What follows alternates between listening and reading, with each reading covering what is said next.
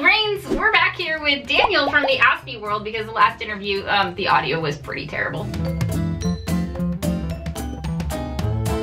Basically what we're hearing from you guys is you want to know more about like the difference between ADHD and ASD and where those overlap. I like to think of them as like close cousins. Yeah, they're not exactly the same thing, but there are a lot of similarities. And you have an ADHD diagnosis as well, right, Daniel? I do actually. Okay. I do. So I have a bunch. I have OCD, dyslexia, ADHD, and ASD. So he's like, collect them all. I know. I couldn't believe it. Like, well, I could believe it because of my life, but it was interesting to have all those because then you have like a basis to go off when you get that diagnosis. You go, oh, okay, you know which parts are what. And I think like some parts are ADHD and some parts are like my autism, you know, and I think that's very interesting. So let's start with that. So like what parts do you notice of what you struggle with are ADHD versus autism? Because like a lot of people in my community have ADHD, have that diagnosis, but they're wondering like, but I also have like sensory sensitivities and social difficulties, and like maybe I would also qualify for an autism diagnosis? Yeah, so I would say that I get super hyperactive and I can run around and do crazy stuff and talk to loads of crazy people about crazy things, and I was like, like running around just venting and just talking at people for ages. Now, two things are happening here. The talking, excuse me, I get so gassy.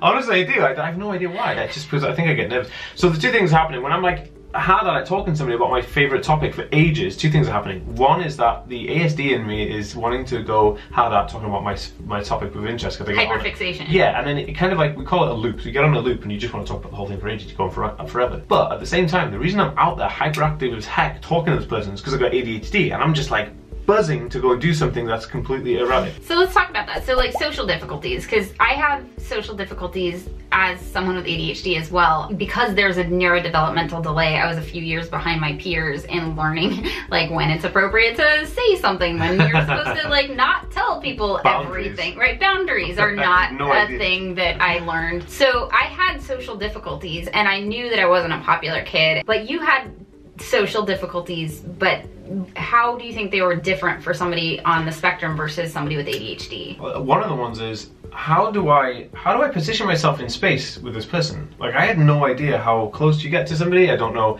how far away to go. And another thing which is super difficult, I don't understand facial expressions that well. I don't know if somebody's upset until they're absolutely in tears. I don't know if somebody's in a mood. I don't know if they're ecstatically happy. It's hard to judge this. I'd love to have like, you know, a lens glass that tells me, scan someone's face and see if they're smiling or they're frowning and tell me what that is. Ooh, that'd be so cool. I know, right? And this is the biggest thing. So I see people as being quite unhappy all the time. So I'm not sure if somebody's upset of their, so I'm always like, you okay? You alright? Yeah, okay, so this is the difference then, because having ADHD, like I will miss, like my best friend might be really upset and I might not notice it at all, but it's because I'm distracted, as opposed to like I can't read it. So like if I'm focused on them, then I'll be able to pick up on how they're feeling for the most part. But you're saying like when you're on the spectrum, it's almost like you can't read social cues. Right, because I don't recognize people that often with their face. I recognize people's hair, shoes and voice. And when they change their shoes, it's abysmal.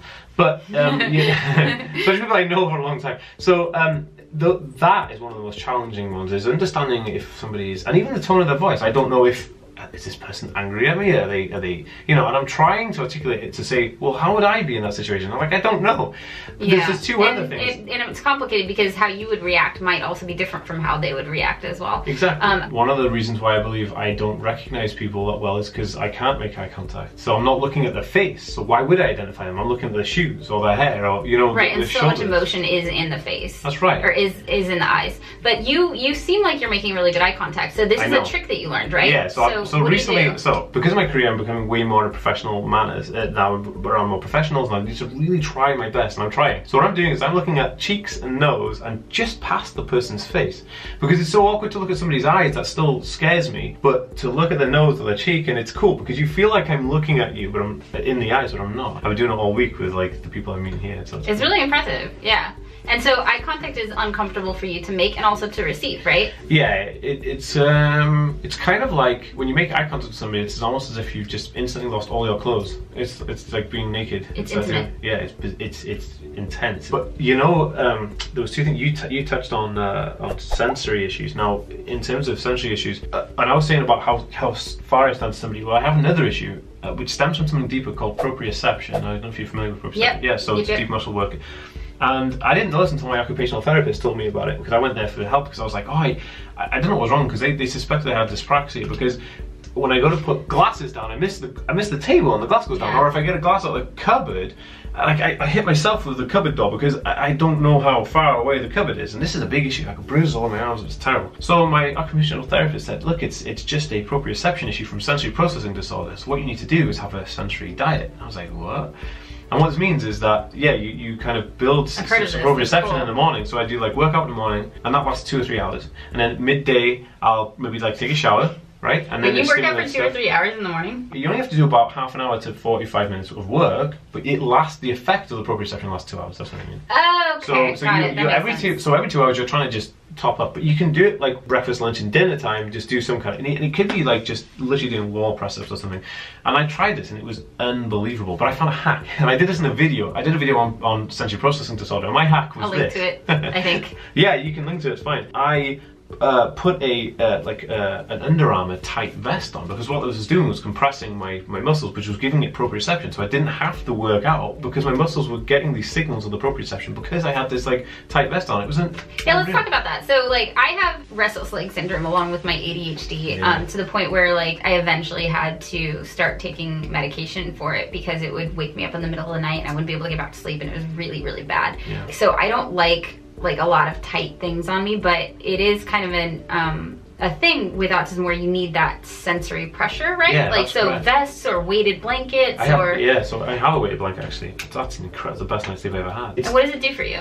Because you don't have that deep-rooted muscle proprioception feeling, you almost feel a bit disconnected and you feel quite uncomfortable in your own skin a little bit. It's kind of like feeling a bit out of place in a restaurant or something. You know, you go to a restaurant, everyone's in suits and ties and you're there in shorts and t-shirt. It's kind of feeling like that. So, but when you have that like tight, you almost feel like you fit in. You feel your body a bit more, and then you feel a bit more in space. Is bright lights a thing for you? Is like noise? I am sensitive to certain smells, to certain light, or most lights, and noises. But what's the worst is when you have quite a lot of them going on, and I'll give you an example. So garlic and onions are super triggering for me. It makes me feel upset, and in the same way that certain words make me feel angry, it's like feeling pain. I don't know, it's like, imagine every time you heard the word like blooper, somebody just smack you in the face. So when I hear certain words, it's like, it hurts my body, and it instantly angers me because I'm hurting. It's bizarre to say. Yeah, so the lights and stuff, okay, so we're dealing with a bunch of people today, we're in a summit, and we go to dinner in Google. Now they have all kinds of foods on, and there's loads of smells there, so I'm like avoiding the smells. And if it's just one thing, you can kind of manage. You're like, okay, it's just the smells, I can move around and I can try and focus on something else. But you're dealing with the smell, and then all of a sudden you don't have sunglasses on you, and then the lights in the room are really bright, so you're like, oh, shoot, you know, I'm doing the smells, I'm doing the lights, and then it gets louder and louder because there's loads of people in there, and then it becomes critical point. Like you can't do anymore. There's anything you can focus on, you can't. You can't focus on a good, nice, soft lighting. You can't focus on a nice, happy smell, and you can't focus on silence because all those things are. So it's like plugging up holes that just, and then you're just gonna explode. You feel yourself going, and there's no way to stop it. It's horrible. So what happens if you stay in an environment like that? Or somebody forces you, because like you know, some parents might like insist, like, you know, no, we're here, we have to stay here. Like what happens if a kid like that is subjected to staying in that environment? Catastrophic endings. It will result in a meltdown, and if it doesn't result in a meltdown, it'll result in a shutdown and mutism for ages. So what's the difference between a meltdown and a shutdown for you? So a meltdown is an outburst of like emotional energy that's pent up, and you just has to release, because it's like this, like a champagne bottle being shut. But in terms of a shutdown, it's where it becomes you're trying to cope with emotional overstimulation, but trying to hold that in, so you're pushing it down, and you lose sense of hope, I guess. Everything just goes, and you just dissolve a bit. I have meltdowns too, but it's more like I've been ignoring my needs and like pushing myself and not really recognizing that it's too much. Yeah, self-care is, what is that? I know, it's difficult, but like I'll have a meltdown, but it won't last that long. Do you think you experience good sensory input more strongly as well? Yeah, so I have, so there's certain smells that I really like. I like the smell of plastics. I also like what, plastics? Like, yeah, so resin plastic. So you know, like action figures and stuff. Oh, yeah. Resin plastic. I like that smell. And I also like the smell of diesel. I love gasoline. Yeah, the smell of gasoline basically. Yeah, and firelighters. And by the way, like sensory sensitivities can be present with ADHD as well. Like I have a strong aversion to certain sensory things, and I have a strong like desire for other sensory things. But yeah. What do you think is the difference? I think the difference is the way that you can deal with it. I think because, and it's communication. So in ASD, I'm not able to compute the communication that this sensory input is coming in, whether I like it or not. It's having an effect on my emotions that I can't control. But I think in ADHD, you will understand that there's a smell and you probably know what to do to get away from that, and then you'll be like, okay, this is what I'm going to do because this smells like triggering me. Do you think that doing this kind of work, working creatively on YouTube, the way that your brain works differently has given you any advantages? I definitely think so. A few advantages, and one of the main ones is my ability to look at something analytically and really take it apart to look at its detail like a puzzle. And I didn't take it like this at first. I was just putting videos on the internet trying to explain my story. Then I realized that people really need to find my story to resonate with it, right? And so then I got into the whole, and I talked to you about it loads, like SEO and marketing. How do you market videos online? And this, I just loved it. It was almost like, because it's algorithmic changes, which are mathematical patterns. I love it. And so I was just obsessed, and because of that obsession, it led my channel to have exponential growth within, you know, I don't know, 12 months, which is amazing. And this is how I grew my channel, and so much so that everywhere I go, and this is true, everybody wants me to audit their channel or audit their content. I think this is the advantage I have. It's giving me the ability to hone in on a skill that I didn't even know I had. I'm really into this concept of neurodiversity and appreciating that different people's brains work differently, because yeah, your brain makes it so that you're, you know, amazing at SEO because you can really dig in and like obsess over that.